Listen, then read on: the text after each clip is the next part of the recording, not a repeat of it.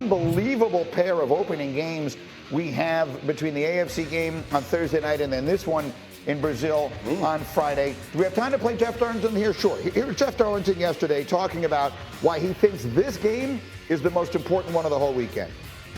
This team has to get their chemistry back. They have been working all offseason on that. Nick Sirianni knows he has to get more out of Jalen Hurts in terms of locker room leadership, and Sirianni himself knows he needs to get more leadership out of himself within this locker room. This is the game where you are setting momentum in place. You are changing the dynamic and the narrative about the rest of the season. To me, this is the most important game of the NFL season for week one.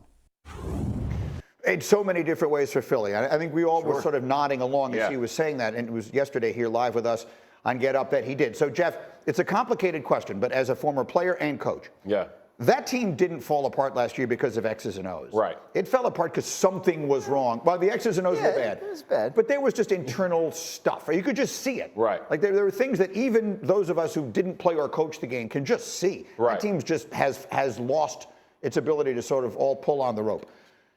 What, if anything, can they show you on Friday night in the first game that will tell you, okay, whatever it was, they figured it out? The way they finish plays. That's offense and defense. So what that means is, how many hats are getting around the ball on defense, right? When you see a guy tackle, is it one guy tackling, or is everybody coming together to make the tackle? Offensively, are they throwing that final block, right? Is somebody doing the extra to get out and spring a block, cut one for Barkley? Whatever you're going to do, those are the things that you see that sees a team. That's the, quote, chemistry everybody's talking about. Is how do they play for each other? And again, I'm one of those who don't believe coaches create culture. I think they cast a vision. I think the locker room is where culture is developed. So I think it's a big moment for Jalen Hurts and the rest of this Eagles football team to take control of who they are as a team. That's very interesting to me. Hawk, as a former player, the reality is there are questions about the coach, Nick Sirianni, and there are questions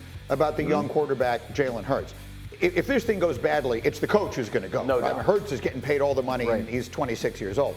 So he's not going anywhere. But is it on Hurts more than it's on Sirianni, in your mind, Hawk, to be the leader of this, to get this thing figured out and to get it going in the right direction?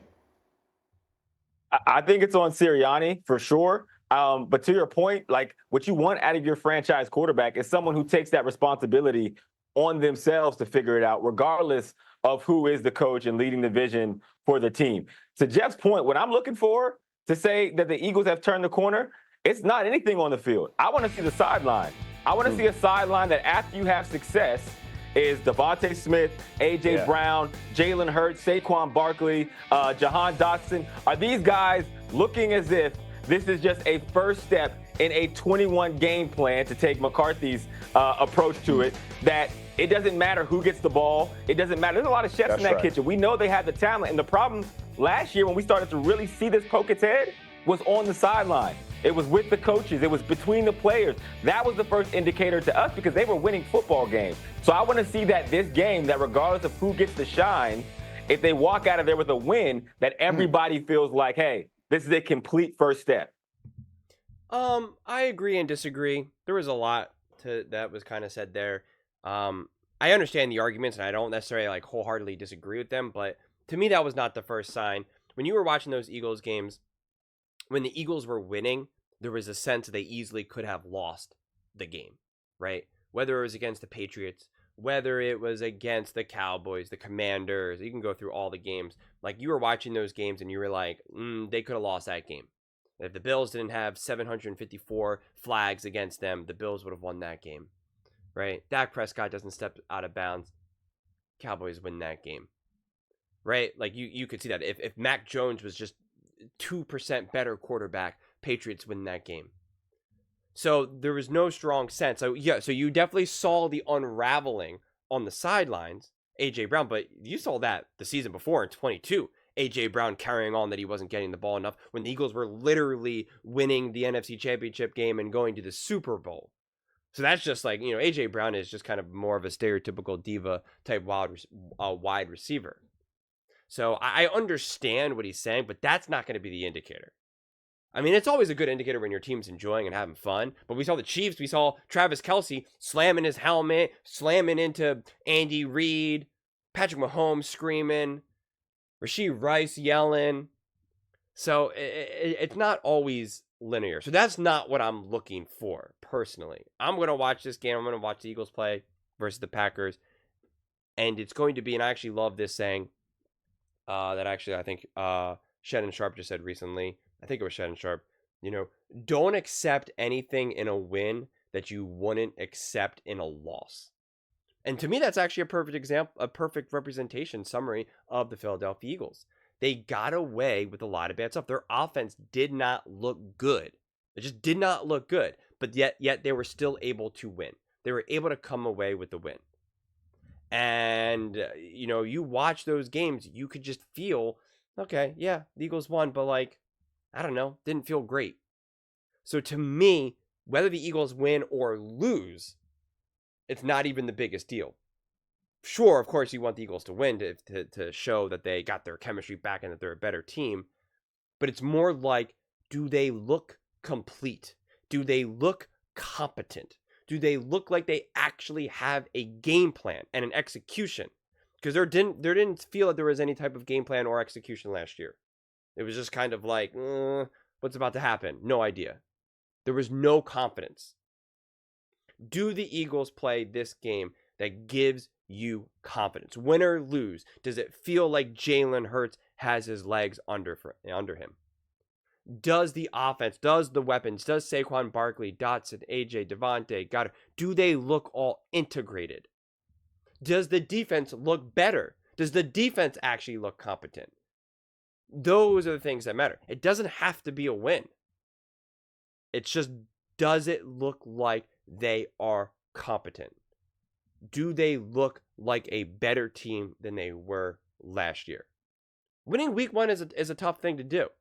It just is. It's week one. There's going to be some rest. There's going to be some issues. The Eagles did not play their starters. So it's not going to be like this perfect game. Not to mention they're playing in Brazil. Very unique, weird, bizarre situation. A lot of these athletes are very fine-tuned, so any type of variance affects you. Heck, they blamed Patrick Mahomes for losing against the Raiders because it was Christmas. That was the literal excuse. Oh, he was with his kids opening up presents. It's like, okay. So playing in Brazil, in a crime-ridden town where they're like, don't go anywhere. You can only wear 2 different colors. If you wear this color, it's dangerous. There's just a lot to happen. Another NFL player was recently, put into the hospital. So there's just, violent. It's a real thing. So I'm just not going to put all the eggs in the basket of week one. If they win, that's great. That shows that they got their groove back. And if they lose, no, they're done. Told you. The media is going to do that. The media will jump on that. They'll just add those games. Oh, they've lost 7 of the last 8, or whatever the number is now. They'll jump on that. But to me, it's not about that. It's how do you look? Did you play a complete game? That's what matters to me more than anything, and that is what I'm going to look for. Especially more than anything, does the offense have an identity? Do you feel that Kellen Moore and the Eagles are actually going with a legitimate offensive game plan and not just, I'll pick that play now. I guess we'll throw. You want to hand the ball off? Sure. Because that's what the Eagles looked like last season. So that's what I'm looking for. But those are just my thoughts. I would absolutely love to hear yours. What do you guys all think? Do you think that the Eagles can prove that they're back to being a top team in week one? And what will it take for the Eagles to prove that to you? Let me know in the comments below. I read every single comment, so whether you agree with me or disagree with me, either way, let's get in some discussions, let's get in some fights, but ultimately, let's just have some fun. And please do consider subscribing. We are building an amazing community here, and I would absolutely love to see you part of it. I want to build something that we all genuinely feel connected to, something that we're really excited to be part of. I think we're well on our way to doing it. And please don't forget to give this video a thumbs up, as it really does help with the visibility and the algorithm. Thank you so much, and see you next time.